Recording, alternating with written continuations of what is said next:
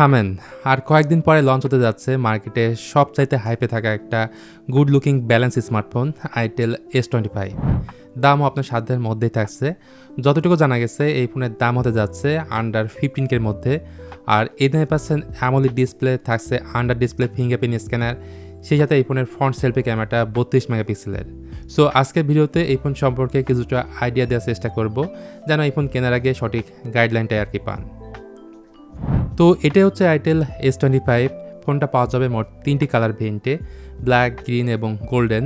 itel S25 এর যে design language, যেটা OnePlus Nord C4 থেকে অনেকটা ইন্সপায়ার। এর পুরো বডি ফ্রেমটাই প্লাস্টিকের ম্যাট ফিনিশ। রিয়ার প্যানেলে ভার্টিক্যাল ক্যামেরা মডিউল আছে, যা দেখলে মনে হয় ফোনটার মধ্যে অ্যাটলিস্ট একটু অ্যাটেনশন টু ডিটেল দেওয়া হয়েছে ডিজাইনের ক্ষেত্রে। ফোনটা যথেষ্ট স্লিম, 7.3 মিলিমিটার হচ্ছে এটার থিকনেস, এবং এটার ওয়েট হচ্ছে 185 গ্রাম। তাছাড়া ফোনটার মধ্যে IP54 dust and water resistance থাকছে।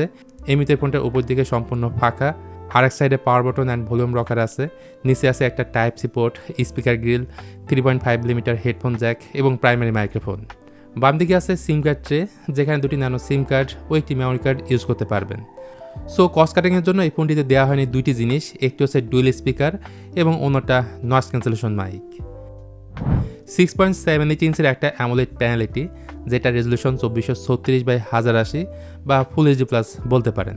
তাছাড়া এই প্যানেলটা সাপোর্ট করে 120 হার্জের হাই রিফ্রেশ রেট, এবং ইন ডিসপ্লে ফিঙ্গারপ্রিন্ট স্ক্যানারটা আছে ফোনটার ফ্রন্টে, যেটার অ্যাকুরেসি যথেষ্ট ফাস্ট অ্যান্ড রেসপন্সিভ। সেই সাথে এটা 1820 পর্যন্ত পিক ব্রাইটনেস দিতে পারে। টাচ স্যাম্পলিং রেট 240 হার্জ এবং পিক্সেল ডেন্সিটি 403 dpi। ডিসপ্লের উপরে আছে সেন্টার কনসোল, যার মধ্যে থাকছে ডাইনামিক বার, বেজেল অ্যান্ড চিন এরিয়াটা অনেকটা ছোট দেওয়া হয়েছে। তবে অনলাইনে অনেক ঘাটাঘাটি করার পরেও কোথাও খুঁজে পেলাম না এই ডিসপ্লের উপরে আদৌ কোনো প্রোটেকশন ব্যবহার করছে কিনা।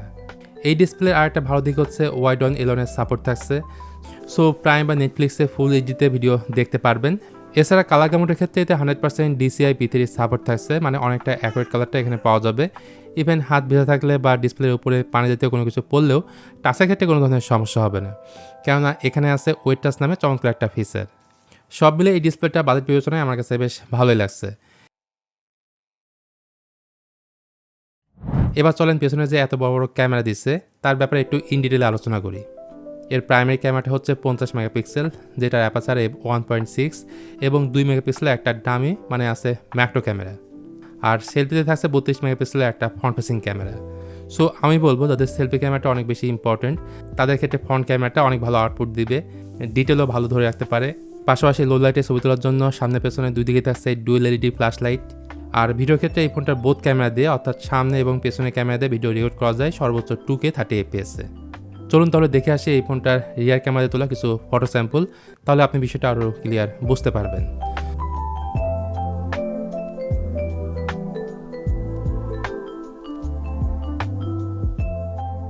তারপর ফোনটার পারফরমেন্স নিয়ে বললে এই ফোনে ব্যবহার করা হয়েছে ইনিচক T620। এটা মার্কেটে একেবারে নতুন একটা প্রসেসর, যেটা 12 ন্যানোমিটার হাইগ্রেক্সারে বিল্ড করা একটা অক্টোকোর চিপসেট। এটার ক্লক স্পিড হচ্ছে 2.2 GHz এবং জিবি হিসেবে থাকছে মালয়েশিয়া 57। ফোনটার আন্তর্জাতিক স্কোর প্রায় 3.5 লাখের মতো, যেটার স্কোর খারাপ বলছি না। র্যাম থাকছে 8GB এবং স্টোরেজ 128GB। এখানে স্টোরেজ হিসেবে দেওয়া হয়েছে UFS 2.2 অ্যান্ড র্যাম হচ্ছে LPDDR4X। যেহেতু T620 একেবারে নিউ একটা প্রসেসর, অনলাইনে তেমন কোনো ইনফরমেশন আমরা পাইনি, তাই এটা নিয়ে খুব বেশি কিছু বলার নাই। এছাড়া আউট অফ দ্য বক্স এটা নিয়ে আসছে itel OS 14.5 on top of Android 14। আমার কাছে পার্সোনালি itel OS খুব একটা ভালো লাগে না, এটার ইউআইটা আমার কাছে একটু লাগে মনে হয়। সেই সাথে itel ক্লেম করছে এই ফোনটাতে 1 বছরের মেজর অ্যান্ড্রয়েড আপডেট পাওয়া যাবে। তাছাড়া এই ফোনটিতে চমৎকার একটা ফিচার আছে আই ব্লাস্টার সেন্সর, যেটা দিয়ে টিভি এসি সহ অন্যান্য ইলেকট্রনিক্স ডিভাইসগুলো আপনি চাইলে রিমোট হিসেবে ব্যবহার করতে পারবেন। তারপর আসেন ফোনটার ব্যাটারি ব্যাকআপ অ্যান্ড চার্জিং নিয়ে একটু কথা বলি। ব্যাটারি আছে বেশ বড় 5000 mAh-এর। তাছাড়া ফোনের বক্সে থাকছে 18 ওয়াটের চার্জার, যেটা আমার কাছে ওকে মনে হয়েছে। সেই সাথে এই ফোনে বাইপাস চার্জিংয়ের সুবিধাটাও আপনারা পাচ্ছেন।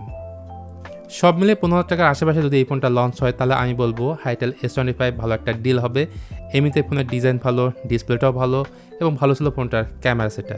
তারপরও টুকিটাকি কিছু জিনিস কমতি থাকবে, সেটা সব ফোনের ক্ষেত্রেই। তো আজকে ভিডিওটা তাহলে এখানেই শেষ করতে হচ্ছে। ভিডিওটি ভালো লাগলে please hit the like button আর শেয়ার করতে পারেন আপনার বন্ধুদের সঙ্গে।